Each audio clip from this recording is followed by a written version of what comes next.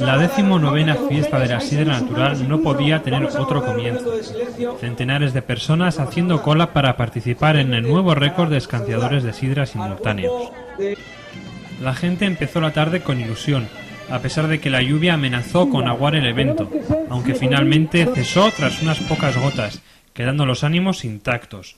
Prueba de ello, además de la participación y la enorme cola que aguardaba para ser parte de este hecho histórico, es el entusiasmo con que se esperó el momento de escanciar entre todos la sidra de que se disponía. Podemos contar hasta un chiste.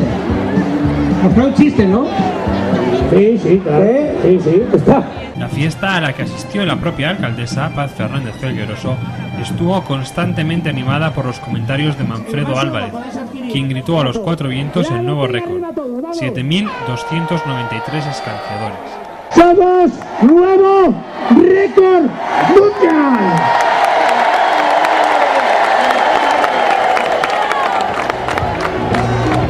Todos ellos recibieron sidra y su propia sesión de fotos que se colgaron en el comercio digital. Ese Gijón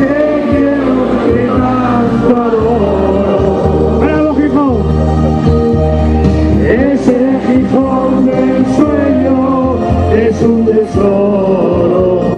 El resultado final. Es nuestro, este año, un año más récord, un año más demostrando que somos los mejores. Y muy bien. Y si somos... Muy bien, lo vamos a pasar muy bien. Las botellas y las cajas las devolvemos. Un sitio, por favor. Somos mundiales. Botellas, cajas, ayudarnos a recoger. ¡Lo conseguimos! Grata satisfacción.